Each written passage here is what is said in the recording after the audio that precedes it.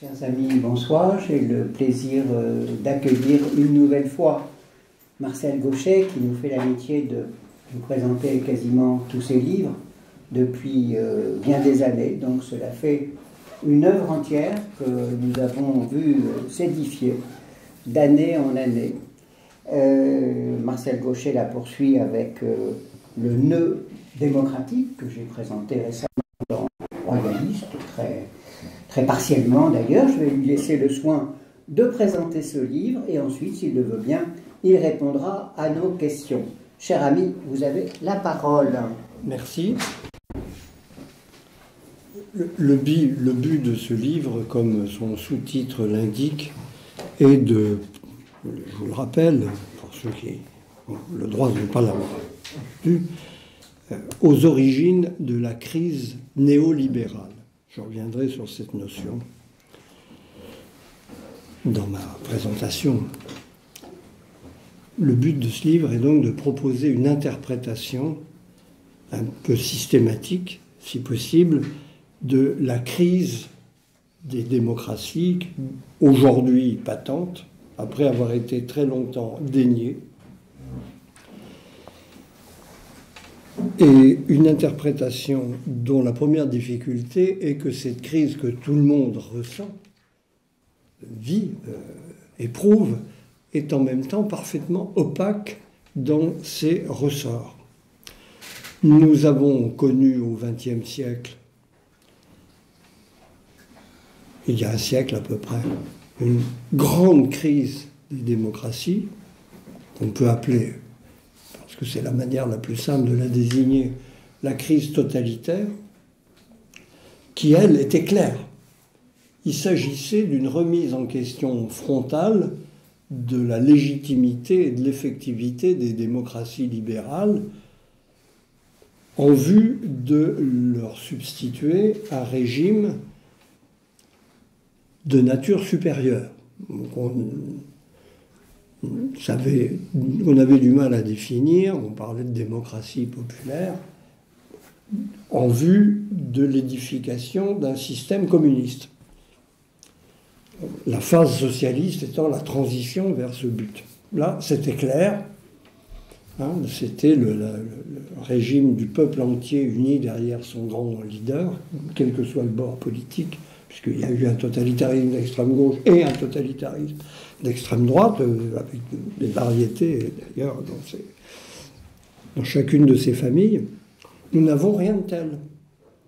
Nous sommes dans une époque de la démocratie triomphante, en tout cas au plan de ses principes. Personne ne remet en question véritablement ou systématiquement les principes démocratiques de base, et surtout, personne n'a à proposer de régime alternatif à nos régimes politiques. On est depuis un moment saisi de toute une série de sondages qui montrent que la jeunesse en particulier, mais d'autres parties de la population, refusent l'idée que la démocratie n'est pas le meilleur régime. Mais quand on leur demande quel autre régime, il n'y a pas de réponse. Donc, ça ne facilite pas l'identification de ce qui fait crise dans cette démocratie actuelle, puisqu'elle n'est pas... il n'y a pas de visée de la détruire et de la dépasser. Et néanmoins, il est clair que ces régimes dysfonctionnent et suscitent une frustration grandissante, dont on commence à avoir des traductions très significatives dans les urnes. Nous sommes en pleine actualité. Mais M. Trump, auquel on peut reprocher d'être un fasciste potentiel, ça n'a pas manqué, néanmoins, on peut dormir sur nos deux oreilles, laissera la démocratie américaine peut-être en mauvais état, mais restera une démocratie. Parce que J n'a pas l'air d'ailleurs de s'être particulièrement préoccupé d'imaginer autre chose. C'est pas son sujet. Alors, où est la crise ? C'est la première difficulté. Je résume cela dans une formule. Nous n'avons pas affaire à une crise de la démocratie, mais à une crise dans la démocratie, dont le problème est en fait l'absence. Nous avons les principes, mais pas le mode d'emploi, si je puis dire, et nous sommes en quelque sorte des bricoleurs qui, avec des éléments, n'arrivent pas à monter le meuble. Il y a un petit côté drame Ikea, si vous voyez ce que je veux dire, dans la situation actuelle. On ne sait pas faire fonctionner la boutique, même si on sait comment elle est faite. On a toutes les données, mais pas le... La notice ne suffit pas, en dépit des bons conseils qui nous sont donnés, à fabriquer le système. Donc, la première tâche, c'est d'identifier le lieu de la crise et les termes dans lesquels elle se définit. Il y a une hypothèse qui a fait légitimement, d'ailleurs, Flores. Elle a été bien illustrée, par exemple, par Dominique Schnapper, dans ce qu'elle appelle une démocratie extrême, parce qu'il est vrai que nous assistons à une sorte de déchaînement justement des principes de base de la démocratie, tout simplement la liberté, l'égalité, dans des versions tellement radicales que le fonctionnement des institutions en devient problématique. C'est juste. Hein, l'exemple type, qui va d'ailleurs bien au-delà du champ politique, étant fourni par une institution comme l'école, où l'application stricte des principes de liberté et d'égalité rend très incertain l'exercice pédagogique. Avec même cette perplexité, est-ce que par principe, compte tenu des bases du fonctionnement démocratique, le citoyen démocratique en devenir, que sont les enfants, est inéducable, où il est supposé déjà savoir tout puisqu'il est un égal, et il est libre de choisir ce qui l'intéresse, ce que les enfants d'aujourd'hui ont très bien compris, avec l'objection « j'ai des droits, mais pourquoi j'ai pas le droit de ne pas aller à l'école ?» Là où ils ne l'ont pas. Donc, il y a eu certains dans le fonctionnement social. Mais c'est un aspect de la crise qui a deux foyers, et non pas un seul. À mon sens, il y a ce foyer constitué tout simplement par une radicalisation des principes démocratiques qui rend la mécanique globale très incertaine, en tout cas. Et puis, il y a en fait derrière, et à mes yeux de façon beaucoup plus profonde, un clivage paralysant qui représente une sorte de virus interne de la démocratie qui est d'autant plus grand que ce clivage est innommable. Parce qu'il y a au fond, si je puis dire, les démocrates convenables qui ne veulent pas entendre parler du fait qu'il y a des citoyens déplorables, pour reprendre des termes qui ont été illustrés dans la polémique politique. La première difficulté, c'est de faire admettre que ce clivage a une consistance véritable. Ce qu'on appelle aujourd'hui les populistes, le terme à mes yeux qu'il s'agit non pas de réhabiliter comme si c'était une panacée, mais de reconnaître la relativité. C'est une composante de la démocratie qui est inévitable, mais on a affaire à un clivage entre une vision dominante, qu'on peut dire libérale progressiste, et une version dominée qui est très incoative. Elle n'a que des porte-paroles sans doctrine, si je puis dire, mais qui répondent à un affect profond d'une partie importante de la population. On vient de le vérifier même dans le cas américain. Il y a donc cette opposition qui me paraît le cœur de la crise démocratique entre libéraux progressistes et populistes. Le populisme en question recouvrant en réalité un principe démocratique fondamental qui est la souveraineté du peuple. C'est pourquoi je crois qu'il faut totalement arrêter avec cette transformation du populisme en injure. Là où il y a souveraineté du peuple, il y a des populistes. Et donc, il n'y a pas de démocratie sans populistes. Je crois qu'il faut une fois pour toutes se le dire. Mais une fois qu'on est pour le principe de la souveraineté du peuple, on n'a rien dit de la manière dont on la met en œuvre. Et c'est là que le bas blesse. C'est comment elle s'incarne dans des institutions et dans un fonctionnement régulier de la vie collective. C'est là est le problème. Et de la même façon, je crois qu'il faut faire attention en utilisant la dénonciation d'un libéralisme dévoyé et en mesurant à quel point le libéralisme, fût-il néolibéral, correspond à une composante normale d'un régime de liberté. Là où il y a des libertés, il y a du libéralisme, puisqu'il y a des partisans de la liberté. Et au fond, ce clivage interne à la démocratie oppose deux versions du monde démocratique qui n'apparviennent plus à s'accorder. La composante libérale, dans une version très particulière et qu'on peut considérer comme dévoyée, c'est mon cas, je vais expliquer pourquoi et pour quelles raisons, et une version souverainiste, pour souveraineté du peuple, qui, elle, ne trouve pas un langage politique qui lui permet de se traduire dans les faits. Ce qui donne cette impression de flou, d'incertitude sur le mécanique même du régime.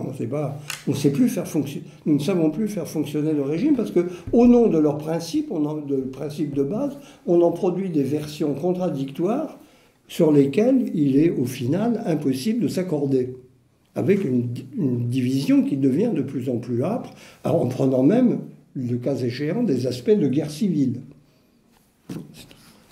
Alors, d'où ça sort? D'où sort cette situation bizarre et inédite, où l'approfondissement même, au fond, de l'adhésion à la démocratie la rend dysfonctionnelle, où nous met dans l'impossibilité de lui donner une version qui soit à peu près consensuelle et à peu près efficace. Parce que l'effet de ce clivage très profond, c'est de paralyser les démocraties. Le plus grand reproche, de plus en plus clairement étayé par toutes les études que les citoyens adressent à ces régimes, c'est leur faiblesse, leur impuissance, leur faible productivité, si j'ose employer un langage économique. D'où d'ailleurs un thème qu'on voit réapparaître de façon récurrente maintenant dans toutes les études de l'opinion, l'appel imaginaire à un pouvoir fort. Sauf que c'est un appel qui ne risque pas d'avoir de réponse. C'est une voie dans le vide, dans le désert, hein, parce que où est la force, où sont les incarnations de cette force? Précisément, on peut caractériser très précisément la crise démocratique par l'aspect caché qui n'est pas dans les principes et qui correspond aux attentes des citoyens. La démocratie, c'est la mise en œuvre de la force collective. Force collective qui est réglée par du droit, effectivement. C'est justement pas une force anarchique ou débridée, du tout, encadrée. Mais c'est la mise en œuvre de la puissance collective. C'est ça, la démocratie, dans l'image intuitive qui est ancrée dans le pays. Et c'est ça qui rend aujourd'hui cette situation particulièrement frustrante pour la grande majorité des populations maintenant, hein, de nos régimes occidentaux. Parce qu'ailleurs, il y a la force, mais sans la démocratie. C'est embêtant. On préfère les deux. La démocratie et la force du collectif, et pas la force de quelques-uns pour opprimer les autres. Parce que c'est en gros de ça qu'il s'agit. C'est la mise en fait, le génie historique de la démocratie, c'est la mise au service du collectif de la puissance qui était justement une soustraction ou une oppression du collectif. Alors, quel est et donc, c'est ça qui rend le moment où on devrait avoir cette force du collectif, là on a la crise, on ne sait pas la faire exister. Pourquoi? Voilà. C'est l'objet principal du livre, c'est d'essayer de proposer une hypothèse interprétative sur cette situation. Et là je reviens à passe un mot, que vous avez eu la gentillesse d'accueillir en leur temps, c'est que je crois que nous sommes dans l'aboutissement d'un processus qui vient de très loin, en fait, et si on se fixe effectivement sur une actualité courte, comme le fait la politologie habituelle, on ne comprend rien, on ne voit pas les motifs, nous sommes dans l'aboutissement de ce processus qui a engendré la modernité occidentale, que je préfère appeler, par rapport à d'autres dénominations qui me semblent confuses, sortie de la religion. Avec la remise en question, évidemment, quand on avance cette notion du concept même de religion. Et là est d'ailleurs l'obstacle, je m'en rends compte tous les jours, si j'ose dire, parce que, y compris comme enseignant pendant très longtemps, la difficulté qu'il y a à faire entendre, non pas ce que sont les religions, mais ce qu'elles ont été. Parce que nous avons il y a un préjugé dans la tête de nous tous au départ, moi le premier, évidemment. Religion, c'est des opinions religieuses. Non, voilà, machin croit en Dieu comme ça, chose croit autre chose, croit en la réincarnation bouddhiste. C'est des idées personnelles. Hein. Justement, la grande transformation religieuse que nous sommes en train de vivre, qui vient de loin, là encore, c'est que la religion, pour nous, c'est l'individuel par excellence. Ce que chacun peut cultiver par-devers lui comme conviction sur les finalités ultimes de l'existence des destinées humaines, eh bien, à travers l'histoire, la religion, ça a été le collectif par excellence. C'était ce qui fait exister quelque chose comme une collectivité, par des croyances partagées et des pratiques associées à ces croyances, bien entendu.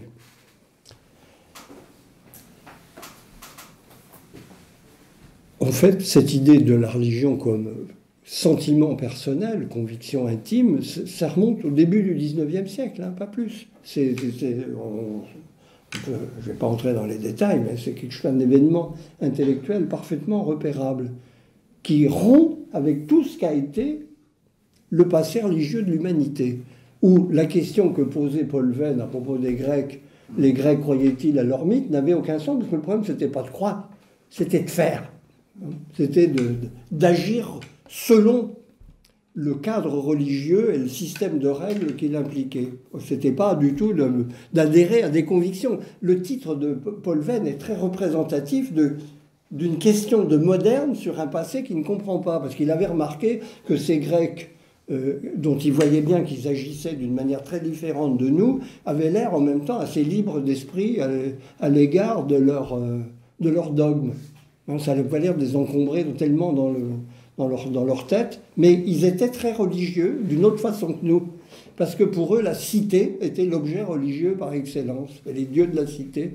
Et donc, effectivement, ils pouvaient condamner Socrate à mort, parce qu'il mettait en question les dieux de la cité, sans avoir l'air d'y croire. C'est ça qui était bizarre. Mais parce que le problème de la croyance ne se posait pas. C'était l'incarnation de cette croyance dans la pratique sociale qui était l'élément pour eux du religieux. Et donc, dans cette ligne, je propose une interprétation structurelle du fait religieux qui me fait parler d'un mode de structuration des sociétés qu'on peut appeler hétéronome, une notion très simple, hein, la loi de l'autre. Ce qui est fait vraiment loi dans le monde où nous vivons, c'est ce qui nous vient d'ailleurs, de plus haut, d'avant, des ancêtres, de la fondation, d'un Dieu transcendant. Les figures culturelles sont extrêmement variables, hein. On les connaît à travers les historiens des religions. Nous avons dressé un panorama assez complet de la diversité de ces croyances. Mais ce n'est pas les contenus qui comptent. C'est que les croyances sont diverses, le mode de structuration est monotone, même si ensuite ces incarnations culturelles sont variées. Hein, c'est à tous les... Ce que nous ne pouvons pas comprendre, nous, spontanément, il faut un effort de pensée pour y arriver, c'est que ces croyances sont faites pour s'incarner dans la vie sociale. Elles s'incarnent sous la forme, par exemple, d'un type de pouvoir dont, historiquement, la royauté a été la figure par excellence. L'incarnation de la volonté divine, au-delà d'une loi transcendante, peu importe la manière, dans une personne qui est la représentante parmi nous de ce qui nous domine et à quoi nous avons à obéir. Mais ça ne s'arrête pas là. Ça veut dire que ça s'incarne dans ce qui est alors encore plus incompréhensible pour nous, bien que ça existe toujours dans une grande partie du globe, dans un fait comme la hiérarchie. Ben, pour nous, bien sûr qu'il y a des hiérarchies fonctionnelles, il y a des patrons, et il y a des généraux et des simples soldats, il y a des gens qui commandent et d'autres qui obéissent, mais ils sont égaux. Fonctionnellement, l'un a une fonction d'autorité, mais celui qui commande est égal de ceux qui sont commandés. Eh bien non, dans l'histoire humaine, la hiérarchie, c'est un principe de ce qui fait lien entre les êtres. Ce qui les lie, c'est le fait qu'ils sont inégaux en nature.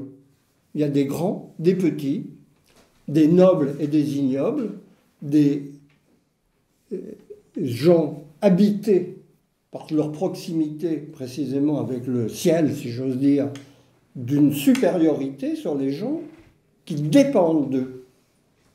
Parce qu'en même temps, c'est un lien très fort. C'est ce que les modernes ne comprennent pas vis-à-vis de sociétés anciennes. C'est pourquoi les dominés ne se révoltent pas. Ça, c'est un réflexe d'égal.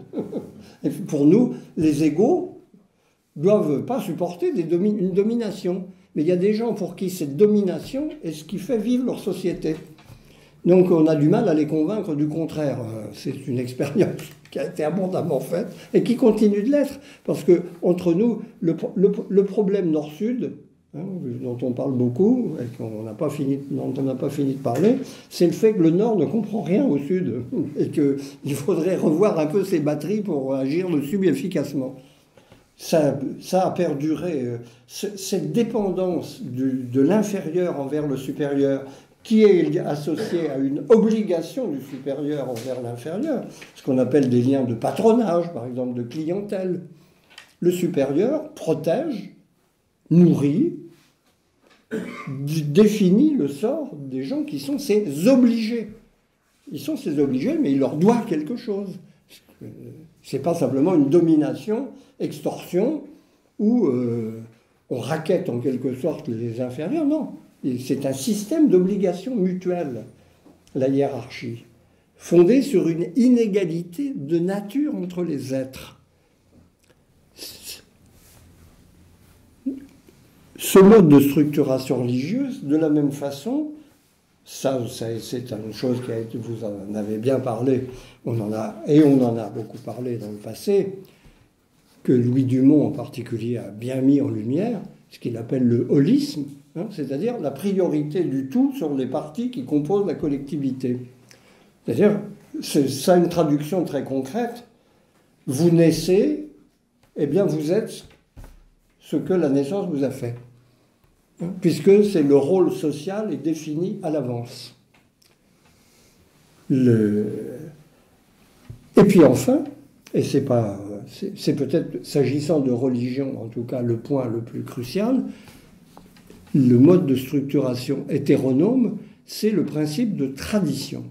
Mais pas le folklore qui continue de vivre dans nos sociétés, ou les manières d'être qu'on peut cultiver dans des petites sociétés ou dans des communautés de toute nature. Il y a toujours des traditions, parce qu'il y a partout de l'héritage. Non, tradition, c'est obéissance au passé fondateur, ce qui est tout à fait autre chose. C'est-à-dire, les manières d'être et de faire légitimes dans une société sont prédéfinies. Elles ont été données à l'origine.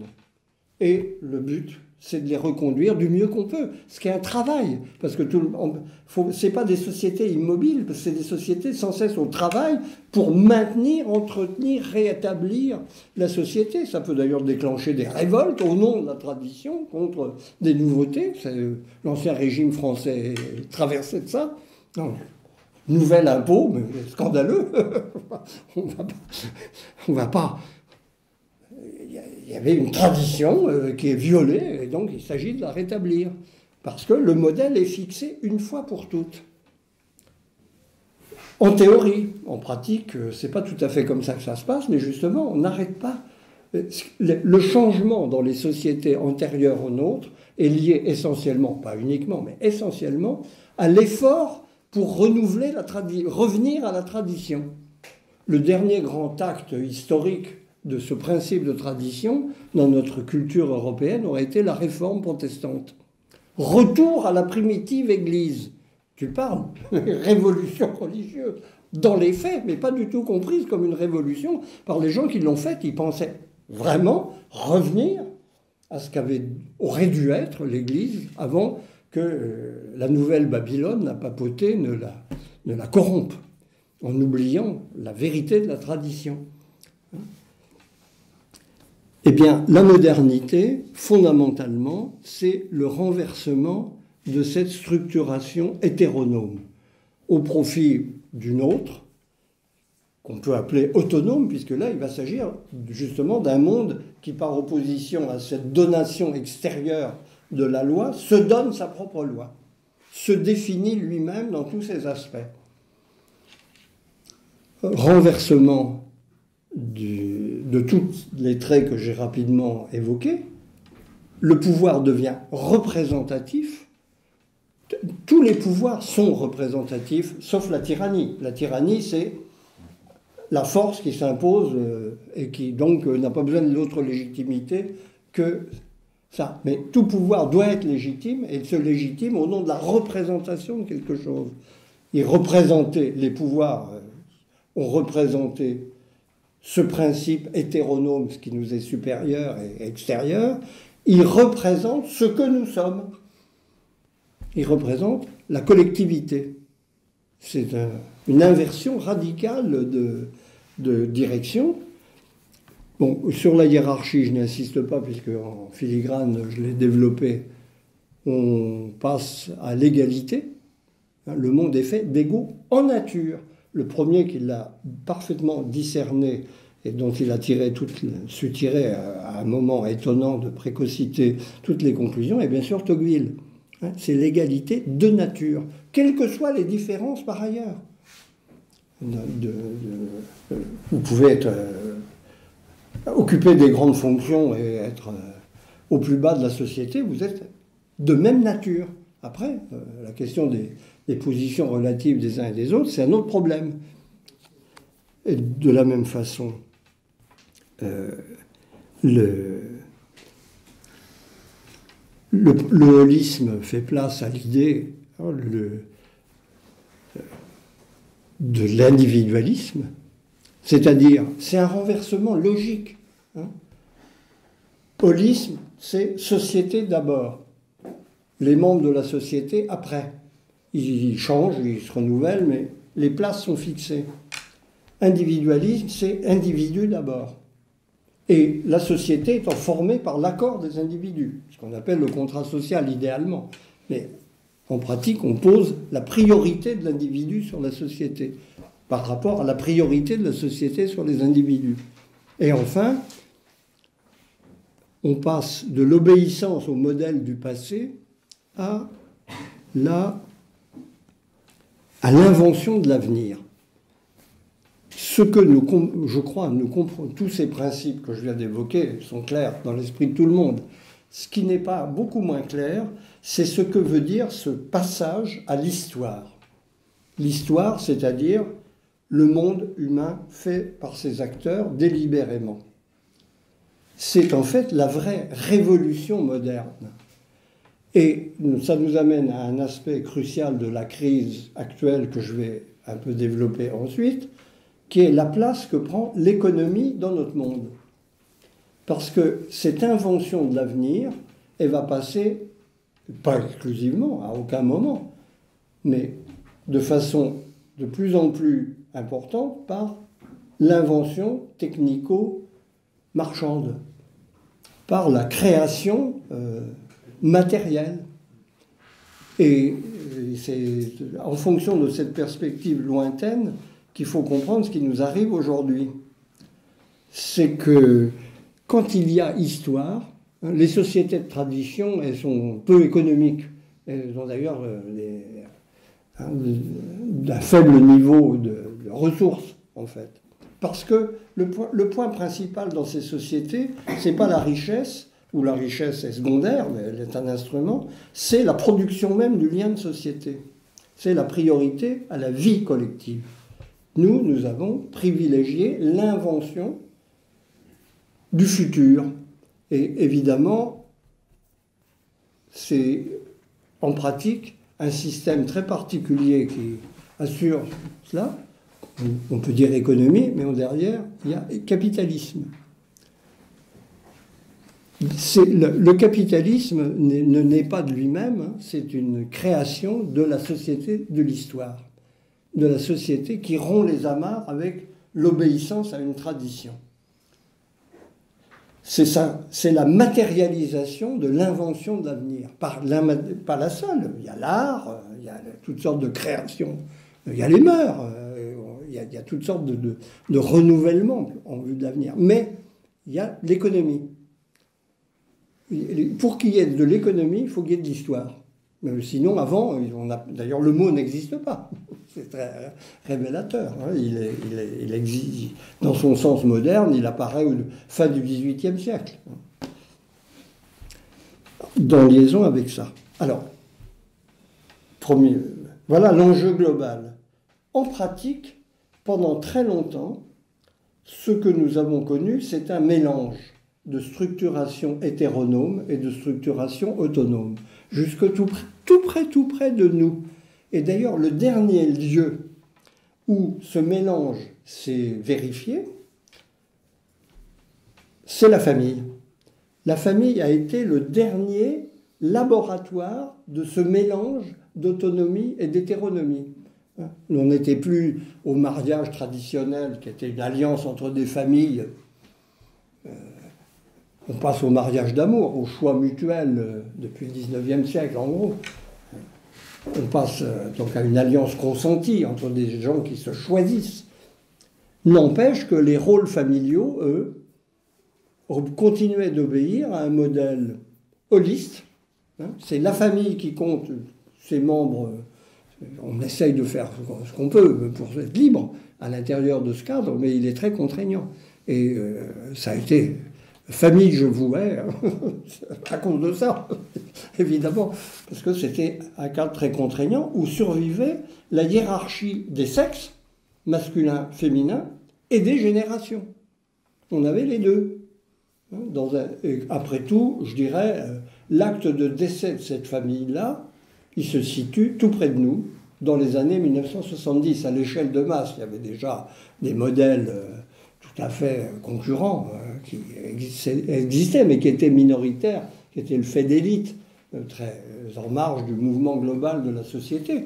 Dans la société globale, ce reste de conciliation, d'autonomie relative, de la liberté, il faut se souvenir de... Évidemment, la plupart d'entre vous sont trop jeunes pour s'en souvenir, mais les anciens combattants de ma génération et de la vôtre savent encore ce que ça veut dire que des femmes qui n'avaient pas le droit, alors qu'elles pouvaient exercer des métiers très importants, un carnet de chèques. Hein, parce qu'elles étaient mineures, en droit mineur, inférieures, en nature. Hein, il y avait toute une vision du rapport des sexes qui est incompréhensible pour le vu d'aujourd'hui. Hein, la famille a été le dernier lieu où l'égalité dans la société a pénétré. Et c'est très amusant, quand on relit Tocqueville, aujourd'hui, il fait un éloge de la famille américaine en exaltant la liberté des femmes, qui pour lui, aux États-Unis, lui paraît extraordinaire par rapport à ce qu'on connaissait à l'époque en Europe, mais il est convaincu que l'inégalité des sexes est dans la nature, et que celle-là, égalité des conditions ou pas, on n'y touchera pas. C'est pour ça il n'avait pas anticipé que sa vision était juste, mais qu'il fallait aller un pas plus loin, parce qu'il remettrait ça même en question. La famille est devenue égalitaire, c'est-à-dire elle est contractuelle, elle est faite de gens qui se choisissent pour vivre à égalité dans des préférences mutuelles fondées sur l'affection, avec disparition de l'impératif qui faisait famille. C'est devenu un problème public, c'est l'impératif de procréation. On faisait famille pour se mettre au service de la reproduction de la société. C'était ça l'esprit de la famille. Et d'où le fait, ça a été dans toute la littérature du XIXe siècle, c'est un topo, le fait que les célibataires étaient extrêmement mal vus. Un très beau livre sur ce sujet dont j'oublie l'auteur, mais qui m'avait beaucoup surpris à l'époque où il est paru, où on voyait effectivement que c'était des êtres incompréhensibles. Parce qu'ils ne savaient pas pourquoi ils vivaient. On était là, vivre, c'était vivre pour reproduire la collectivité. C'était une mission qui ne se discutait pas, même si on pouvait l'exécuter avec plus ou moins d'enthousiasme. Ça, c'est une autre question. Mais vous retrouviez ça partout, ce mélange de structuration hétéronome et de structuration autonome, quand bien même les gens n'avaient aucune conviction religieuse particulière. Le pouvoir était fait pour commander. Et tout représentatif qu'il était, l'État avait l'autorité. En gros, d'ailleurs, les gens se pliaient à ses commandements. La discipline collective ne posait pas de problème particulier. De la même façon, l'appartenance sociale, alors elle pouvait s'être beaucoup diluée, mais elle continuait d'être très présente. Par exemple, il y avait une notion qui a fait florès tout au long du XXe siècle, les masses. La notion de masse, qui était le cœur de la vie sociale. Les masses, ça voulait dire, il y avait la formule, ce sont les masses qui font l'histoire, et le sujet de dissertation, que j'ai bien connu pour l'avoir pratiqué, c'est est-ce que les grands hommes font l'histoire? Parce que non, ça ne va pas, c'est les masses qui font l'histoire. Ça, c'est pas sérieux de parler de gens, d'individus qui font l'histoire. Et la masse, c'est quelque chose où les individus se fondent. Ils n'existent pas comme tels, ils deviennent un être collectif qui les englobe. Et on retrouvait ça sur un mode discret, par exemple, dans ce qu'on appelait la conscience de classe. La conscience de classe, c'était le sentiment que l'appartenance au groupe social dans lequel on était comptait plus que son sort personnel. C'était vraiment une identité spontanée où on ne se définissait pas par devers soi, mais par rapport à l'appartenance à un groupe social. Et il y avait des groupes privilégiés, la classe ouvrière, bien entendu, mais les autres fonctionnaient exactement sur le même mode, de façon plus discrète. Et bien sûr, on était dans des sociétés déjà tournées vers cette invention de l'avenir, mais qui faisait une large place à la tradition. La tradition était d'ailleurs l'argument politique par excellence, celle à laquelle il fallait, la maxime à laquelle il fallait soumettre. On était les héritiers, et c'était les mieux, ceux qui héritaient le mieux, qui avaient de leur côté la plus grande légitimité. Eh bien, ce qui nous est arrivé dans l'expérience collective récente, le moment de bascule pouvant être assez bien repéré, 1975-1985. Vraiment un tournant du monde. Tout ce qui restait de structuration hétéronome s'est évaporé à très grande vitesse. D'où la thématique nouvelle de l'individualisme, c'est au sens fort du mot, la société n'est faite que d'individus. D'où la disparition complète de la tradition, ou de ce qu'il en restait, qui est remplacé par le patrimoine. Le patrimoine, c'est ce sur quoi nous nous appuyons, mais qui ne compte pas pour nous. C'est-à-dire, il n'a rien à nous dire, il ne nous oblige en rien. Justement, il est patrimonial. Patrimonial, ça veut dire, dans la vie sociale d'aujourd'hui, j'ai des exemples pittoresques dans lesquels je ne vais pas vous infliger en tête. Quand on dit c'est patrimonial, ça veut dire arrêtez de nous emmerder avec ces histoires passéistes, on respecte, oh là là, on va faire des archives, un musée si vous voulez, mais ne nous emmerdez pas avec le contenu de ce passé. Il est mort. Donc on ne s'y réfère pas.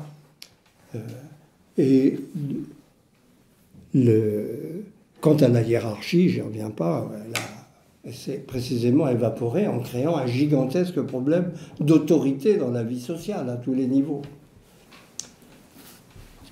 Bon, en soi, cet événement pourrait être, non pas inodore et incolore et sans saveur, il a évidemment d'énormes conséquences, mais il pourrait être accommodé dans une vie sociale bien organisée.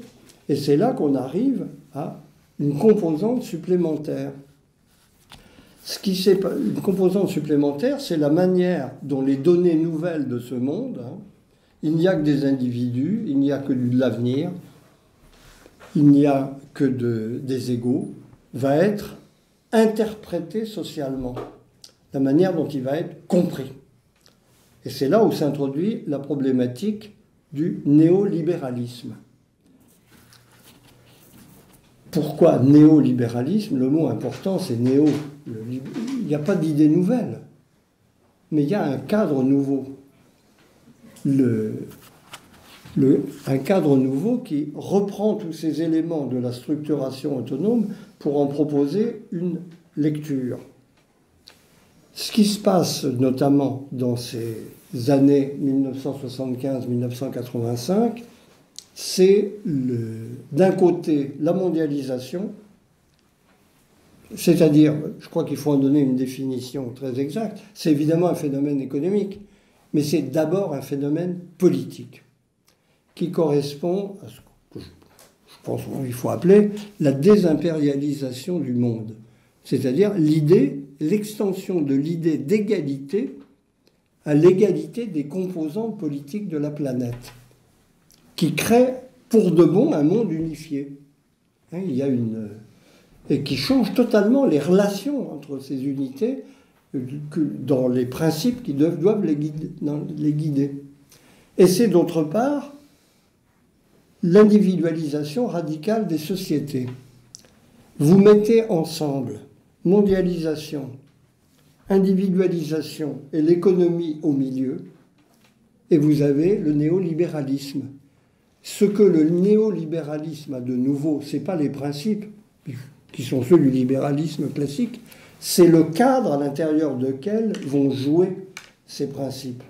Et notamment sur un plan, s'il n'y a que des individus et le monde, le théâtre économique naturel, c'est le monde. Jusqu'alors, depuis le 19e siècle et la révolution industrielle, l'économie était contenue dans les cadres politiques. Le grand problème socialiste, au sens très générique du terme, c'était comment s'assurer une prise politique sur l'économie. Alors, avec toute la gamme de solutions qui régnaient. Mais même les libéraux les plus extrémistes, qui étaient pour le marché, pensaient marcher à l'intérieur d'un cadre national.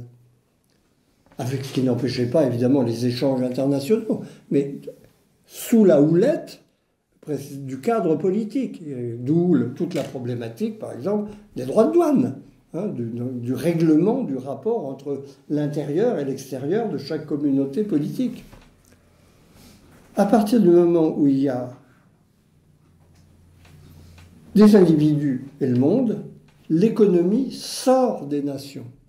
Elle devient quelque chose qui se soustrait à toute prise politique, ou en tendance. Parce qu'en fait, dans les faits, c'est plus compliqué, pour toutes sortes de raisons. Et qui plus est, elle devient un phénomène global qui se retourne contre les cadres politiques. Pour un néolibéral conséquent, ils le sont, il y en a très peu de vraiment conséquents, heureusement pour nous. Pour un vrai néolibéral conséquent, il ne devrait pas y avoir de nation. Et d'ailleurs, beaucoup le disent. Ils le disent, mais ils ne le font pas. Parce que, justement, il faut comprendre la limite qui intervient par rapport à ce discours. Évidemment qu'il y a d'énormes intérêts engagés dans cette affaire. Parce que les acteurs économiques changent complètement de nature, sur tous les plans. Et d'abord, il y a un nouvel acteur économique qui s'introduit, qui sont les nations elles-mêmes. Il y a un marché économique des grandes entreprises. La nouveauté, quand j'étais petit, on parlait des multinationales qui étaient présentées comme l'ogre dangereux. Mais on ne parle plus de multinationales, on parle d'entreprises globales. Parce que multinationale voulait dire que ces entreprises, même si elles opéraient à une échelle très large, s'inséraient dans chacune des nations. Elles en avaient plusieurs comme implantation, mais elles étaient dedans des cadres politiques. Une entreprise globale, c'est une entreprise qui ne connaît que le marché global et qui n'a que faire des États. Ce n'est pas son problème. Elle est obligée de ruser avec eux, elle compose dans les faits. Mais dans la logique, elle est extérieure. Elle est extérieure et au-dessus des sociétés. Autre acteur économique, un nouvel acteur économique apparaît, les États. Parce qu'ils sont en concurrence les uns avec les autres. Sur un marché global, la politique est suspendue à la compétitivité des nations, qui sont engagées dans une lutte les unes avec les autres. Il y avait des luttes de puissance, ça c'est pas original. Mais la compétition qui pouvait passer d'ailleurs par des encouragements à l'industrie, parce que c'est très utile pour fabriquer de la richesse et de l'armement, par exemple. Mais là, la nouveauté, c'est qu'on a affaire à des acteurs économiques nationaux qui doivent raisonner en fonction d'un marché et d'une stratégie de marché. C'est un changement total de ce qu'on mettait sous le mot de politique. Et en gros, quel est le débat politique de la politique quotidienne, celle du Palais Bourbon, enfin celle des instances officielles? C'est le débat entre les gens qui raisonnent en interne, au nom, mettons, de la redistribution principalement, et ceux qui raisonnent au nom de la stratégie compétitive vers l'extérieur. C'est ça le débat politique banal d'aujourd'hui. Mais si vous augmentez les impôts, notre compétitivité internationale, on aura moins d'investissements directs étrangers. C'est ça. Le débat est entre la politique classique et la politique économique. La politique économique dictée par la globalisation, à l'intérieur de laquelle il faut s'insérer. Ce qui fait, je pense d'ailleurs, c'est le point principal qui a tué la politique classique. Parce qu'en fait, elle est remplacée par des gens qui sont avant tout des stratèges économiques. Vous prenez les débats internes de l'Union européenne, c'est un débat entre des stratégies économiques. Alors il y a les opportunistes, les Irlandais, les Hollandais qui font du dumping fiscal, et vous avez ceux qui font du mercantilisme comme les Allemands, etc., etc. Mais c'est un débat de stratégie économique, avec évidemment une grande difficulté de définir une stratégie d'ensemble, puisqu'on a affaire à des acteurs compétitifs. Ils ne renonceraient pas, alors qu'en fait, il s'agit d'adapter sa stratégie au cadre politique, mais elles sont divergentes, puisqu'elles sont concurrentielles. C'est le non-dit de la construction européenne dans le cadre de la globalisation. Elle est le fait d'acteurs entre lesquels il est impossible de s'entendre, puisqu'ils sont déterminés par une concurrence économique entre eux. Bon, alors on fait semblant, on se serre la main et on se tape dans le dos, mais on repart avec un grand couteau pour essayer de tourner l'adversaire et de lui planter là où il ne l'attend pas. Ce que les Allemands ont très bien réussi à faire avec les Français, au passage. La démonstration était d'accord. On a l'impression d'un combat très inégal entre des gens qui n'ont pas le même mode de raisonnement. Pourquoi l'exemple type, c'est le nucléaire, évidemment. Les Allemands ont coulé le nucléaire français parce que c'était un avantage compétitif redoutable pour eux. Bon, et ces exemples-là, on peut les multiplier. Je parlais de dumping fiscal, il y en a d'autres. On a, en fait, vu naître un autre corps d'acteurs économiques qui sont les nations, et à l'échelle globale. Le résultat de cette interprétation néolibérale dominante de la structuration autonome telle qu'elle s'est développée, c'est une révolution politique intérieure. Puisque La question posée est aujourd'hui celle de savoir jusqu'où peut aller cette logique néolibérale qui a évidemment des intérêts puissants et naturels pour elle. Et au fond, la question qui va être celle du XXIe siècle, c'est les nations sont-elles encore fondées à exister? Ou ne sont-elles au mieux que des acteurs compétitifs temporaires? Puisqu'à un moment donné, en bonne logique néolibérale, il y aura effectivement un marché global. Eh bien, la grande crise démocratique, à la fois dans son aspect interne aux démocraties occidentales et dans son aspect externe à l'échelle du globe, c'est la revanche du politique contre cette loi de l'économie. C'est ça la situation que nous vivons aujourd'hui et qui explique les différents phénomènes politiques qu'on peut observer de l'élection de M. Trump aux poussées des partis dits populistes dans toutes les démocraties d'une manière ou d'une autre et sous des visages très divers. C'est en fonction de cette question. Y a-t-il encore une place pour le politique dans son concept fondamental, c'est-à-dire la fabrication de communautés politiques autonomes, capables de décider souverainement de leur destin dans un cadre comme celui-là? La difficulté supplémentaire, je n'en dis qu'un mot et je m'arrêterai là-dessus pour permettre une discussion aussi large que possible. La difficulté supplémentaire, c'est que dans ce néolibéralisme, il y a plus que simplement un catéchisme économique extrêmement sommaire. Ce qui est important dans le néolibéralisme, ce n'est pas les idées, c'est la pratique qui est permise par la nouvelle structuration des sociétés, l'individualisme, l'ouverture globale, et quelques autres éléments, mais il y en a un très important, qui est que le néolibéralisme fabrique une vision de la société qui se résume dans la notion banale, mais qu'il faut creuser, d'économie de la connaissance. Économie de la connaissance, ça veut dire, ce qui est important dans la vie sociale, c'est tout ce qui relève d'une connaissance positive des faits sociaux. Le droit,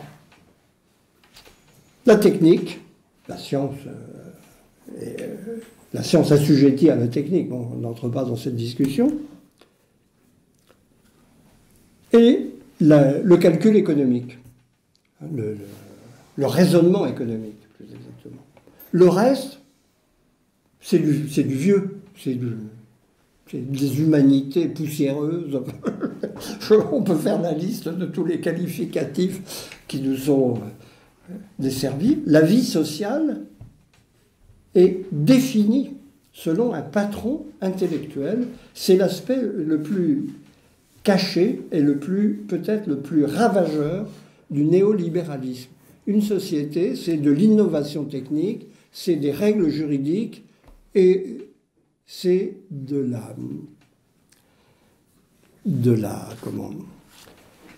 calcul. D'ailleurs, chaque individu devant se définir par sa capacité de calcul. Où est ton intérêt? Quand vous avez des droits, vous avez des intérêts à faire valoir vos droits et des intérêts au sens le plus matériel du terme. La vie sociale, c'est ça, et se résume à ça. Eh bien, effectivement, ça donne sa dimension de crise culturelle au néolibéralisme. C'est que pour une partie très importante des acteurs de nos sociétés, la vie sociale, c'est autre chose que de l'économie, c'est autre chose que du droit, c'est autre chose que de la technique. Mais quoi?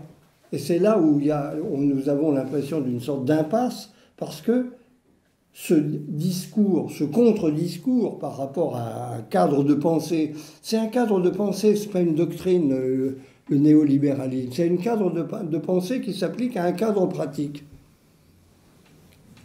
Pour une grande partie des acteurs, l'idée de la société, telle qu'ils la connaissent, leur devient étrangère. Une société, c'est autre chose. Quels sont les rapports entre les êtres? Est-ce que chacun d'entre nous se rapporte aux autres parce que son intérêt est de se rapporter aux autres? Et ce qu'il a à tirer des autres, c'est de maximiser ses intérêts.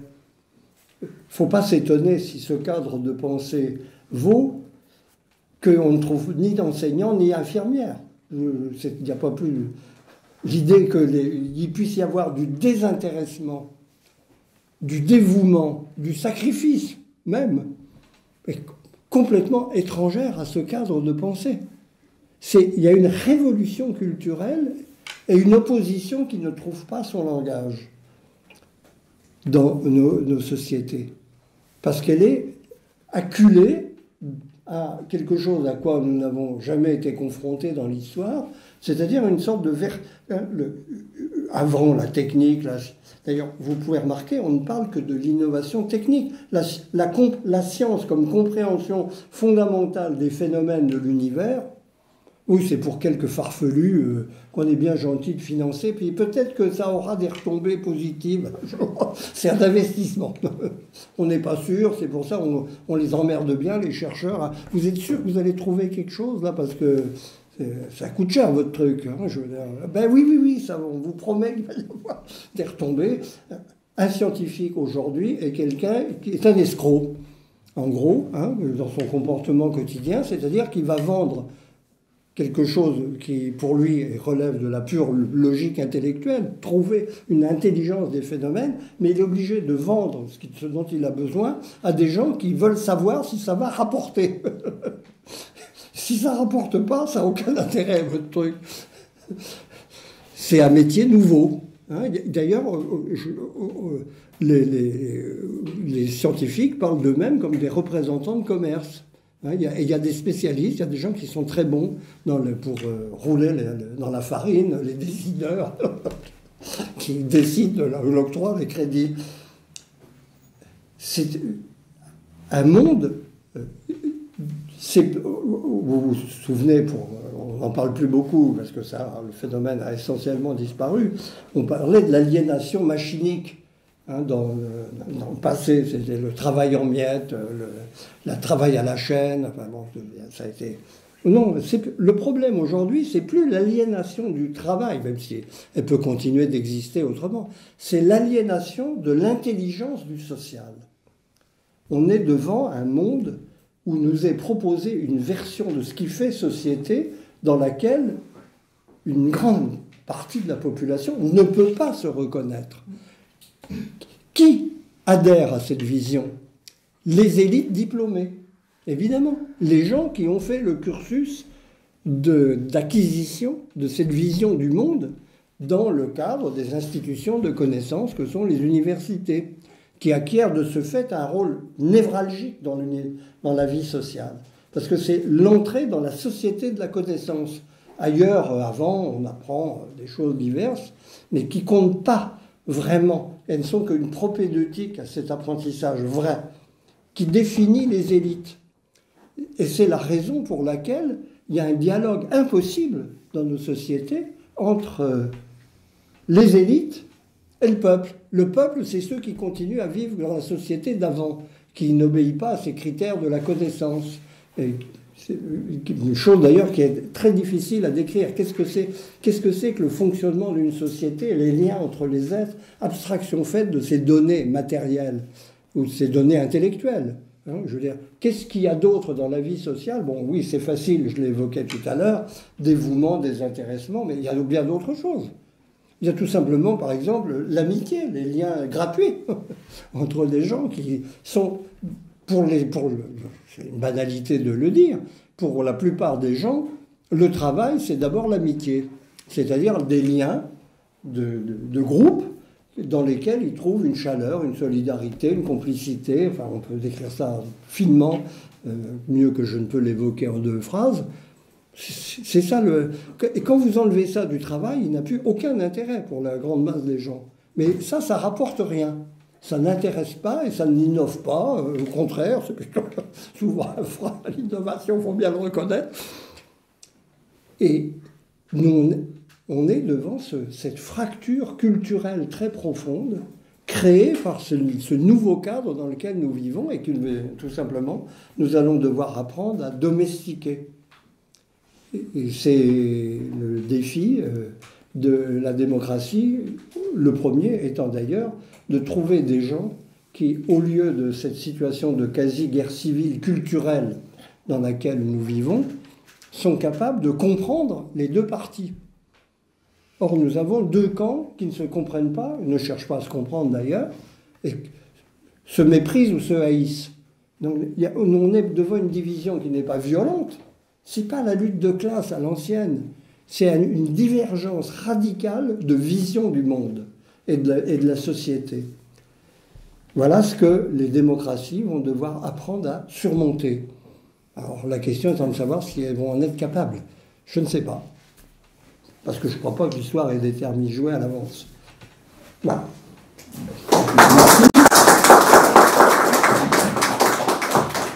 Alors, le débat est ouvert. Je vous en prie, qui demande la parole? Oui, monsieur. Est-ce que les BRICS, justement, ne résistent pas à cette tendance-là et les pays des BRICS mettent en œuvre leur souveraineté? Ce n'est jamais qu'un club informel. Ils tiennent leur souveraineté et réagissent aux excès que vous décrivez. Oui, d'ailleurs, j'ai laissé de côté parce que fallait que j'aille plus vite. Le sujet est vaste et on peut en parler très longtemps. Donc, mais vous avez raison, j'ai parlé de nous, parce que c'est nous qui... c'est le narcissisme normal. Mais vous avez tout à fait raison. La fracture nord-sud, sud global, comme on dit aujourd'hui, est autant une fracture culturelle, d'ailleurs, qu'une fracture purement, simplement liée à des divergences politiques. Parce qu'en gros, c'est les autocraties contre les démocraties, pour simplifier à l'extrême une situation beaucoup plus compliquée. L'Inde est une démocratie, bon, etc., d'un genre spécial, mais c'en est une. Mais effectivement, ça s'applique à ça. Il y a l'Occident domine parce qu'il a fourni les modèles de la civilisation globale, mais cette domination heurte comme chez nous, il y a une résistance à la vision néolibérale qui s'impose, il y a une résistance globale au modèle culturel qui est proposé. Et on peut penser qu'ils ont beaucoup mieux compris ce qui se passe chez nous que nous-mêmes. Généralement, ce n'est pas la compréhension qui les tracasse le plus. Hein. On est dans l'ordre non pas d'une théorisation, mais d'une intuition. Il y a un sentiment d'étrangeté et de refus, qui est un sentiment profond, alors qui est un sentiment exploité aussi par les autocrates en question, qui ont des choses à défendre d'un genre tout à fait trivial. Hein. Mais il y a une composante culturelle dans la fracture globale d'aujourd'hui, à coup sûr, essentielle. Elle n'est pas qu'interne à nos sociétés. Question. Et là je voudrais faire un pas de côté, à savoir, vous évoquez la composante culturelle de cette fracture, mais de manière très très pratique, je m'interroge. Alors on est à peu près tous d'accord pour dire qu'on vit dans une forme d'aliénation.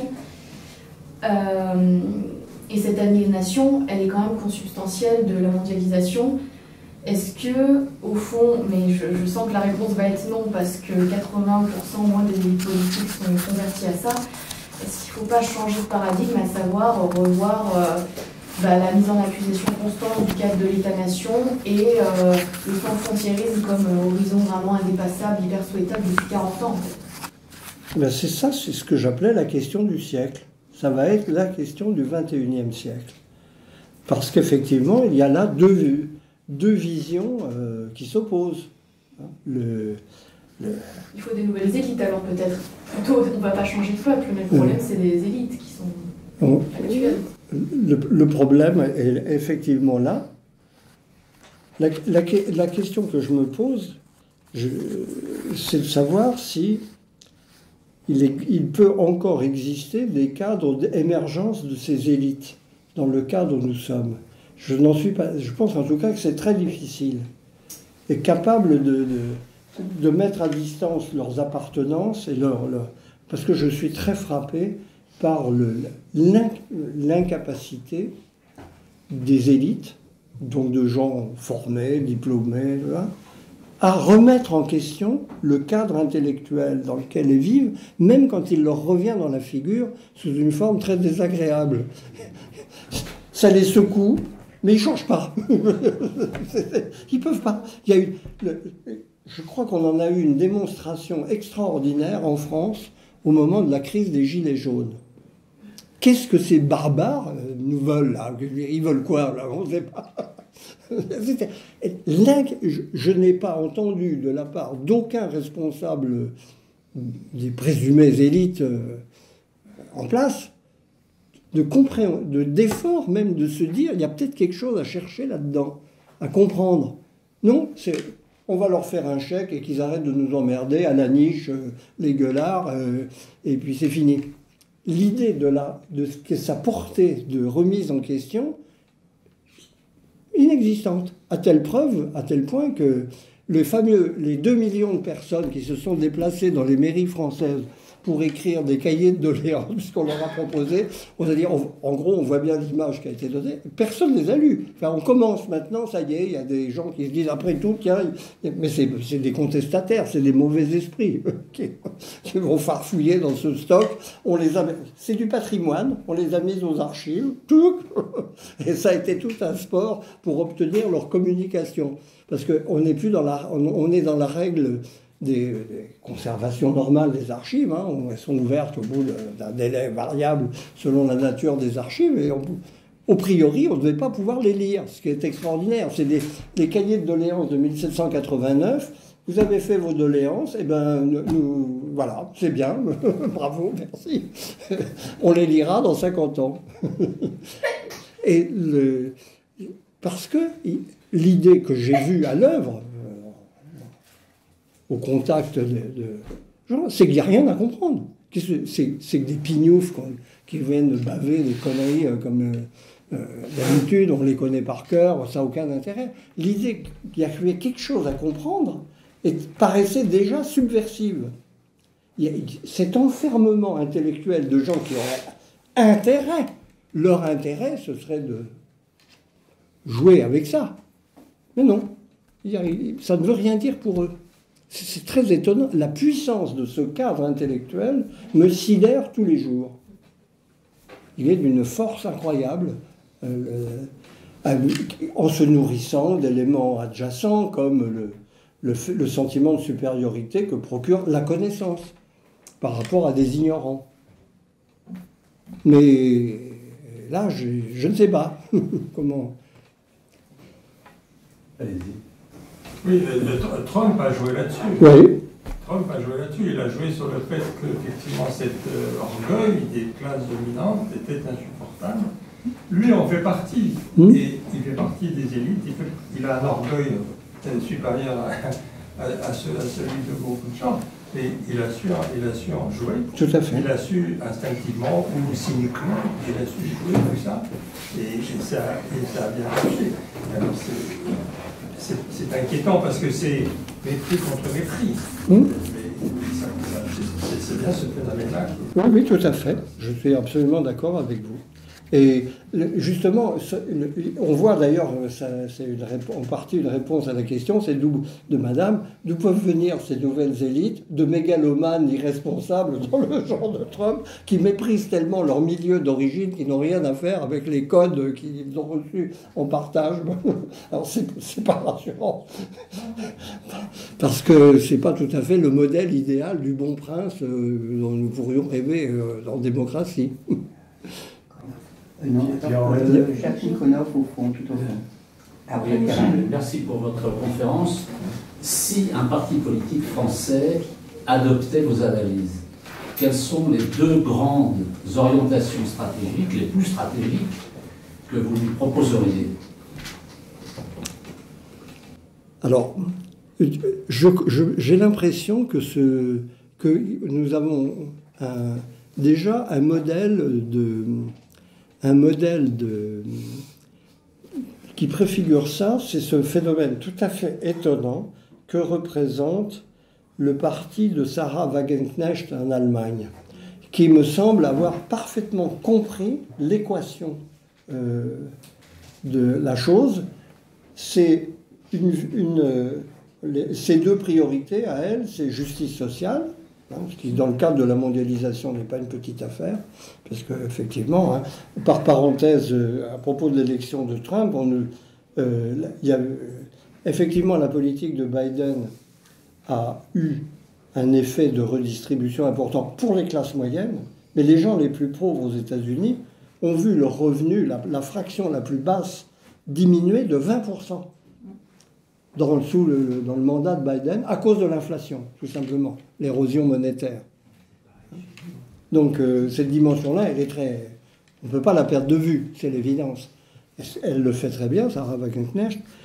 Et une vision, une version très intelligente de l'exigence de contrôle de l'immigration, sous l'angle culturel. C'est-à-dire, en gros, elle n'ose pas le dire, je crois. Et d'ailleurs, le mot en allemand est compliqué à manier.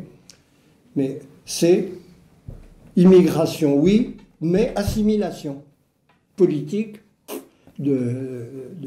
d'intégration un peu plus volontariste que ce qu'on fait. Et je pense que c'est effectivement, elle a pigé les deux leviers sur lesquels on peut s'appuyer.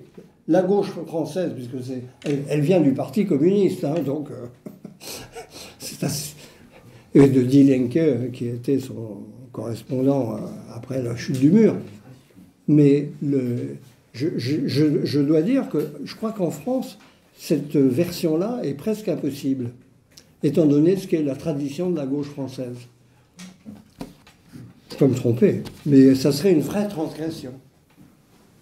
Alors Pierre-Henri, après, Finalement, j'allais aller sur ce terrain-là aussi, c'est-à-dire qu'on voyait, et je partage complètement votre analyse, c'est une analyse qu'on retrouve parfois, alors vous avez vos concepts à vous, mais on en retrouve quand même les grands tenants et aboutissants chez certains, peut-être des éditorialistes ou intellectuels un petit peu plus lucides que d'autres, mais ce qui manque vraiment, c'est l'aboutissement politique de ça. C'est-à-dire que le peuple qui ressent cette fracture que vous expliquez, vers quoi il se tourne? On voit bien que le mouvement populiste, qui est sans doute pas passé, puisqu'on a eu hier la réélection de Donald Trump, qui témoigne que finalement ce mouvement populiste dur, c'est une expression temporaire, mais derrière il y a la déception. Vous voyez ce que je veux dire? On voit ça avec Mélanie en Italie, etc. Il y a un moment, ces partis-là accèdent au pouvoir, mais sans que ça réponde à la question, comme si les choses ne changeaient pas. Parce que la difficulté de répondre à la question est très grande. Parce qu'il faudrait une analyse approfondie pour avoir des réponses à cette question. C'est une aspiration sans réponse dans le cadre de nos sociétés, cette aspiration populaire. Bon, la difficulté, c'est de lui trouver un langage. Et ça, la démarche populiste au sens trivial du terme est une démarche attrape-tout. Tout ce qui est protestation est bon à prendre, on agrège tout ça et on ne cherche pas à aller voir plus loin. La réponse politique est très faible, en fait. C'est une offre, nous sommes ouverts à toutes vos protestations. Après, les solutions, débrouillez-vous. Et sinon, la version pessimiste, est-ce qu'elle n'existe pas, tout simplement parce qu'il est impossible de sortir du cadre? Il est possible, non seulement il me semble possible de sortir du cadre, mais je suis raisonnablement optimiste sur le fait qu'on en sortira. Mais il faut voir que des processus comme ceux-là se déroulent à l'échelle de décennies. Ce n'est pas des programmes politiques à la petite semaine qui peuvent remédier. Il y a un effort de remise en question intellectuelle, il y a une habileté politique supérieure. C'est pourquoi le cas de cette Sarah Wagenknecht est très intéressant, parce qu'elle paraît politiquement remarquable, alors qu'elle a affaire en plus à une classe politique allemande particulièrement médiocre. Donc elle les surclasse de façon absolument écrasante, et ça lui donne de l'espace. Mais est-ce elle ira au bout de sa démarche, ça? Qu'est-ce que ça va donner? Pour le moment, c'est pas clair. Mais en général, les partis qu'on appelle populistes, au sens banal du mot, les partis protestataires, ils recueillent les protestations et ils s'arrêtent là. Et comme ils n'ont pas le maniement de l'appareil d'État, etc., ils vont pas loin. Philippe. Ça ne s'invente pas, hein, le maniement de l'appareil d'État. À toi, Philippe. Oui. Vas-y. Oui, vous avez évoqué la gauche française, notamment le PCF, mais le PCF n'a pas toujours été sur sa ligne politique. vous vous souvenez sûrement de Georges Marchais, la position qu'il avait. Elle choquerait massivement la gauche française maintenant. Même le PCF a renoncé à son discours clairement anti-immigration à l'époque. Et par ailleurs, je voudrais aussi signaler que, certes, en Allemagne, il y a Sarah Wagenknecht, mais je pense que la plupart des pays, des gauches nord-européennes, elles ont compris le problème, elles ont adopté une modification de leur logiciel. Résultat, elles se portent relativement bien, autant que les gauches peuvent se porter bien en ce moment, dans cette période historique. Et par ailleurs, je voudrais évoquer un concept qui a été évoqué il y a longtemps par Hubert Védrine, qui s'appelle le despotisme éclairé, et qui expliquerait, au conditions de la situation présente, où on a des élites, comme dans le despotisme éclairé, des élites qui savent mieux que le peuple ce qui est bon pour lui. Ça expliquerait au conditionnel la fracture politique et en tout domaine entre les élites et le peuple. Que pensez-vous? Je pense que cette expression fait beaucoup de crédit aux élites en question, que je ne trouve pas très éclairées personnellement. Mais... elles sont aveuglées dans une bulle idéologique. Oui, ça, mais ce n'est pas la même chose qu'éclairé. Éclairé voudrait dire justement capable d'être libre et critique vis-à-vis des dogmes de base sur lesquels on a été fabriqué. C'est précisément ça la question.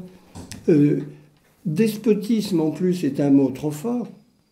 Je pense que la formule est très elle est parlante, parce qu'elle fait référence à un modèle historique, mais c'est des élites faibles, politiquement, parce que regardez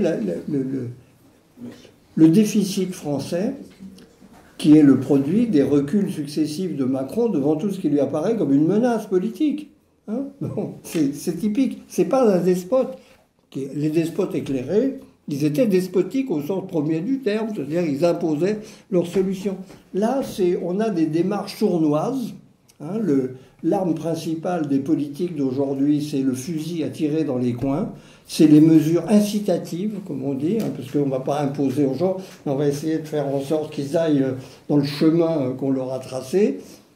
On a affaire à des gens, des gouvernements qui ont peur de leur société et qui, de ce fait, n'ont pas une véritable fermeté dans la ligne de conduite.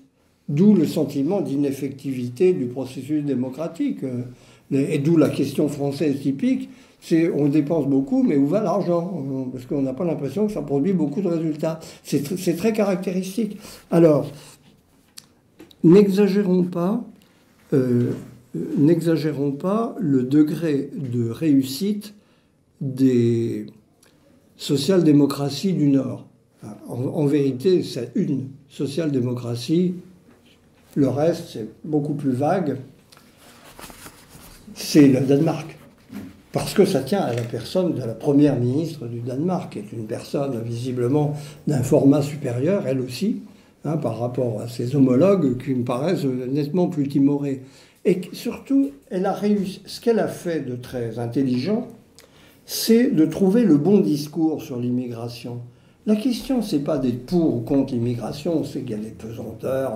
On ne va pas instaurer des régimes policiers pour balancer l'immigration. C'est les conditions de l'immigration. C'est-à-dire le respect du pacte social d'origine. Elle non plus ne prononce pas, que je sache, le mot d'assimilation, mais c'est bien l'idée qu'elle a, vers laquelle elle tend. C'est l'accueil, par exemple pas de remise en question de l'asile, mais la fermeté dans la vie sociale. Sanction de la délinquance, refus, et ça c'est la donnée sociologique de tout communautarisme qui en France est devenu notre plaie à cause de quelque chose qui est merveilleux dans le principe, mais qui produit des effets délétères, qui est le logement social. Ils avaient, en fait, les Danois ont cassé le cadre du logement social en se donnant le droit de régenter de façon beaucoup plus directive la composition des populations. Et de fait, ils respectent des seuils de quantité de population pour éviter l'agglomération de populations qui sont étrangères culturellement à la société d'accueil. Enfin, elle a trouvé un discours juste, judicieux. C'est ça qui a été efficace surtout. Et bon, jusqu'où ça va? Maintenant, il y a eu un choc culturel parce que ça a été une nouveauté importante. Jusqu'où ça va dans la pratique, les avis sont très partagés chez les gens qui s'y connaissent, ce qui n'est pas mon cas. Donc je ne peux que me fier au sentiment qu'à court terme ça peut marcher, à long terme ça règle rien. Une question. C'est même pas une question, monsieur. C'est une petite remarque. On parle toujours de l'immigration et ça me gêne. J'aimerais beaucoup qu'on dise immigration illégale. Oui. Parce que je suis une petite fille d'émigrés qui sont liées avec des contrats de travail. Oui, bien sûr. Et donc, l'immigration tout le temps, ça permet à M. Macron de dire que Skłodowska, Marie Skłodowska, bien sûr. Donc, vous voyez, alors les immigrés, c'est ceux qui viennent illégalement, ceux qu'on n'accueille pas, ceux qui sont sous des tentes dans la boue, dans le froid, etc. C'est ça l'immigration illégale. Ben oui. Alors, donc, c'est pas. On arrête de dire que la France. Oui, c'est une. Quand j'étais petite, puisque je suis lilloise, il y avait un grand panier sur l'autoroute, Nord-Pas-de-Calais, terre d'immigration et de travail. Oui. Ah voilà. Bah oui, bah, c'était des Polonais. Et ben voilà, il y avait des Polonais, il y avait des Italiens, Oui. et il y avait des Marocains aussi. Oui, dans les houillères de France. Donc il y avait tous ces gens-là, mes petites amies étaient des Marocaines, je me souviens bien, mais tout ça, tous ces gens-là travaillaient. Oui. Et il n'y a pas de boulot, et alors après, voilà. C'était en fait, mais justement, il y avait et ça a d'ailleurs très bien marché, il y avait une politique publique d'assimilation. Exact. On disait, vous êtes là pour trouver votre place dans la société française, notamment par le travail, par l'école, Voilà. et par toute une série éventuelle d'aides supplémentaires. Enfin, j'ai tendance à être d'accord et en même temps à me poser des questions. Alors, c'est la bonne attitude. Oui. Bon, il y a eu quand même, il y a eu cette loi sur le séparatisme qui vise justement à empêcher les communautés. Alors, on verra. On peut discuter de si ça marche ou si ça marche pas. Ça ne marche pas forcément si mal, et moi je vois que, je vois c'est en correspondance avec beaucoup d'observateurs étrangers, qui disent, mais quand même vous avez une réussite incroyable, chez vous les manifestations sur Gaza, bah, en fait c'est des bourgeois, c'est des lycéens, c'est des universitaires, mais vous n'avez rien eu dans les banlieues, contrairement à nous. Et ça on nous dit de plein de pays. Et donc, au fond, bah quand même, ça a marché quelque part, votre politique. Ça, c'est une première observation. Et la deuxième, c'est que on idéalise toujours un petit peu le passé, etc. Mais l'autre jour, je tombais sur une nouvelle de Simenon, là, dans un des derniers recueils qui s'appelle L'Étoile du Nord. Il y a une nouvelle de Simenon sur les enclaves polonaises, et en fait sur des gangs polonais qui ravagent les campagnes du Nord. Et qui laissent, et qui, pour pas avoir de témoins, tuent toutes les personnes. Quand ils font une razzia sur une ferme, ils attaquent des fermes, il y en a beaucoup encore à l'époque, et ils tuent tout le monde. Et donc, voilà. Alors mais c'est comme Simenon, ça sent le vrai, le réel, parce qu'il décrit, et donc il y a une enquête de la police, mais qui n'arrive pas à avoir un témoin. Et finalement, l'enquête réussit grâce à un Polonais qui lui veut défendre l'image des Polonais en France, et qui va leur donner une indication, la première indication. Et alors il commence par sa description en disant il y avait ces enclaves polonaises, il y avait ces enclaves qui étaient en fait des enclaves polonaises en France. C'est quelque chose qui a dû beaucoup marquer à l'époque, on a complètement oublié. Imaginons qu'il y ait maintenant des enclaves arabes, disons, et qui se manifestaient en massacrant des fermes entières en France, ce serait un truc incroyable. Ça n'existe pas du tout. Donc des fois, on se demande, quand on regarde dans le passé, est-ce qu'on n'idéalise pas des trucs, est-ce qu'on n'a pas oublié? En fait, il y a eu d'autres grands problèmes d'assimilation et d'immigration. Ça, j'avoue n'avoir jamais entendu parler. Regardez cette nouvelle, l'étoile du Nord, et une des nouvelles centrales, et c'est très frappant cette description de ces enclaves polonaises et meurtrières, et donc ce gang démantelé. Et puis alors, j'en termine là mes remarques. L'autre fois, je raconte cette anecdote parce que ça m'a beaucoup frappé. J'ai visité une amie malienne dans une bar à Bobigny, mais à 500 mètres du métro. Des bars, et je lui ai rendu visite quelques fois. Et alors, cette bar, il y avait peut-être 200 boîtes aux lettres. Et sur 200 boîtes aux lettres, pas un seul nom français, enfin de type français. Mais non seulement le nom, mais le prénom était illisible. C'est-à-dire que d'habitude, avant on lisait plus ou moins, il y avait le nom qu'on ne comprenait pas, mais enfin le prénom qu'on comprenait ni le prénom, ni le nom. Bon. Et alors, cette personne, cette malienne, n'a pas de papier, elle est sans papier, etc. Alors, je venais d'entendre une déclaration de Le Pen, enfin j'étais fâché, et j'ai dit, enfin c'est incroyable. Elle dit, non mais pourquoi? Mais ici, moi, dès que j'ai mes papiers, je vote Le Pen. Mais qu'est-ce que tu racontes?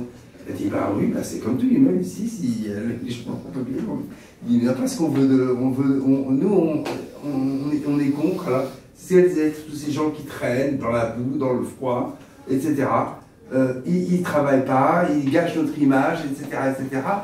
Et j'arrivais pas à croire ce que les Mexicains ont apparemment voté beaucoup pour Trump.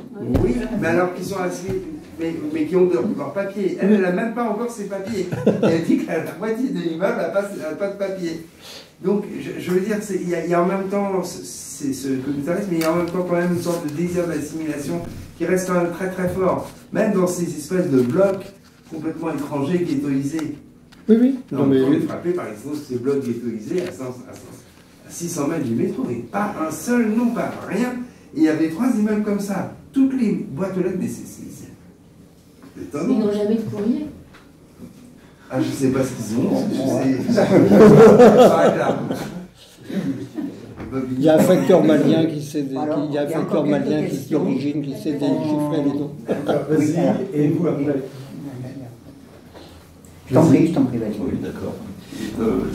Juste une précision, vous parliez tout à l'heure des cahiers de doléances, j'ai entendu dire, enfin je l'ai lu, que le Premier ministre voulait se replonger justement dans les... Ah ben c'est tout nouveau. Voilà. C'est tout nouveau parce qu'il y a quelques journalistes, un chercheur en particulier qui a lancé un projet là-dessus d'exploitation de ces cahiers. Il y en a 2 millions. Hein. Il y a 2 millions de contributions personnelles, en tout cas pas, il y a pas 36...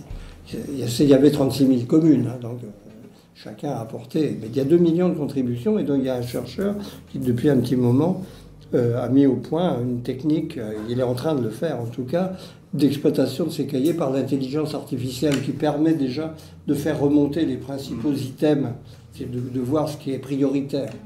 Et donc, le Premier ministre, qui a de bons conseillers en communication, a compris qu'il y avait là quelque chose de très intéressant. Et pour marquer le point contre Macron, tout simplement. Macron, lui, il n'écoutait pas le peuple, moi, oui. C'est de bonne guerre. Autre chose, est-ce qu'on ne trouvait pas que nous sommes un peu dans un monde de quiproquos, au niveau notamment d'utilisation des termes, lorsque vous parliez notamment de la démocratie, qu'est-ce qu'on entend, qu'est-ce qu'on y met dedans? Il n'y a pas si longtemps, rappelez-vous, la République démocratique allemande, pour eux, le plus sérieusement du monde, pour eux, ils étaient une vraie démocratie, en prenant le mot stricto sensu. Non, ils ne le prenaient pas stricto sensu. C'était une démocratie populaire. Donc. Démocratique. Et justement, comme vous dites, la police populaire, Volkspolizei, oui. Donc, par exemple, aussi pour ce qui concerne, vous parliez des néolibéraux, libéraux, au XIXe siècle, quelqu'un comme Alain Madelin aurait passé presque pour un homme de gauche. Oui, tout à fait. Donc, alors que maintenant, on est passé de libéraux termes politiques à libéraux termes économiques. Les deux, parce que justement, c'est ça qui trompe. Ce qui fait, si je puis dire, le néolibéralisme brouille totalement la frontière droite-gauche.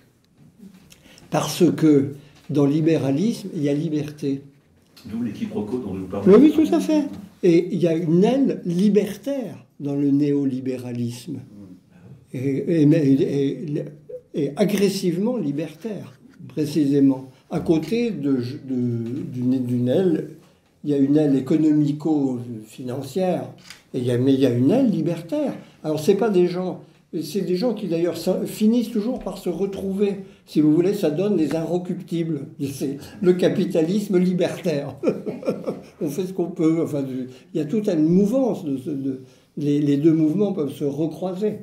Hein, mais en effet, dans ma jeunesse, je me souviens très bien, il y avait un grand germaniste de la Sorbonne qui expliquait pieusement, et c'était toujours considéré avec vraiment beaucoup d'attention, que le mot de liberté avait changé en RDA par rapport à son acception capitaliste.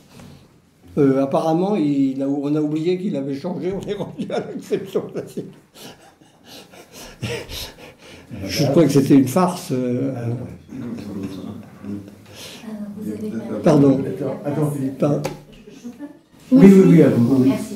Alors, vous avez parlé de la place centrale que l'économie a pris au sein de nos sociétés.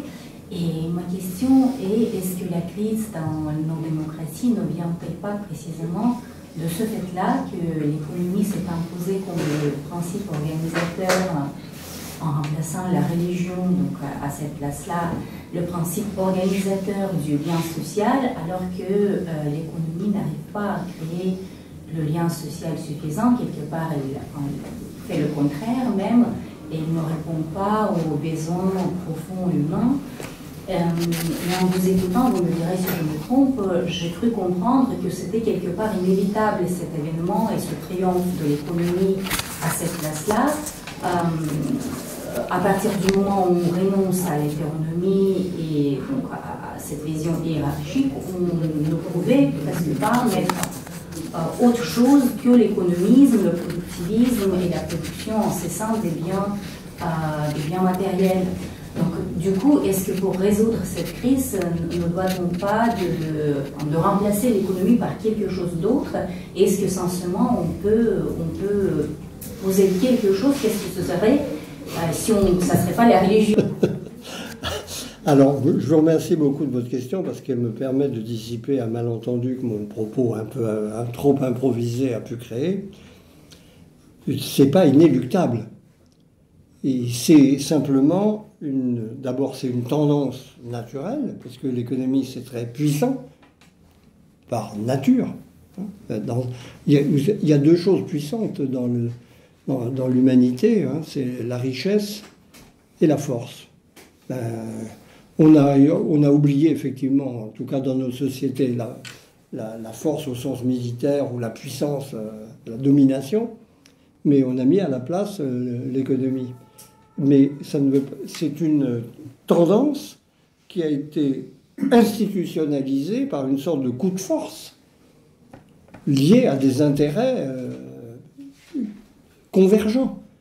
Parce que l'argument, le piège politique dans lequel on est vis-à-vis de l'économie, c'est d'un côté les gens qui cherchent la prospérité des entreprises pour elles-mêmes, l'accumulation de la richesse la plus classique, et la gauche redistributionniste, qui évidemment, et tôt ou tard, s'il n'y a plus à fournir aux citoyens que de la distribution matérielle, est acculé tôt ou tard à encourager la croissance. Parce que pour redistribuer, il faut posséder. La gauche française a beaucoup de mal à comprendre ça. C'est ce qui la différencie essentiellement des social-démocraties, qui sont encore beaucoup plus économicistes que la droite libérale.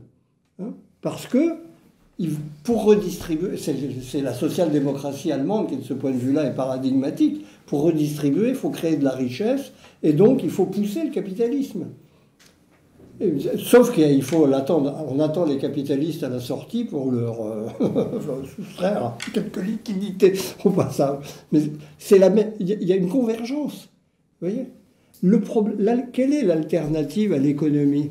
C'est précisément toute cette idée de la société et du fonctionnement humain en général, de la condition collective, qui échappe à l'économie.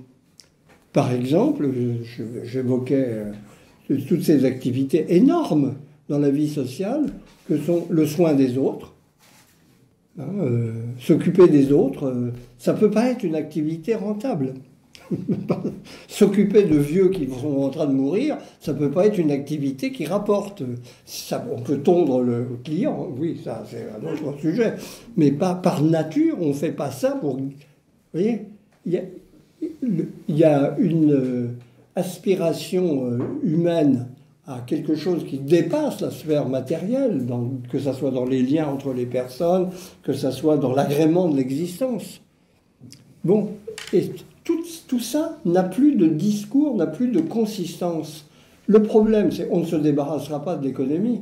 Le problème, c'est de la remettre dans un cadre où elle est dominée par autre chose, où elle est encadrée, où elle a sa légitimité, elle a ses règles propres, elle ne fonctionnera pas autrement. Mais nous manquons totalement de ça. Et par exemple, nous en manquons dans l'éducation. Qu'est-ce qu'on va apprendre aux enfants? On ne sait pas. En réalité, on ne sait pas quoi leur apprendre. Oui, le calcul, parce que ça sert pour calculer ses points de retraite, par exemple, c'est très important.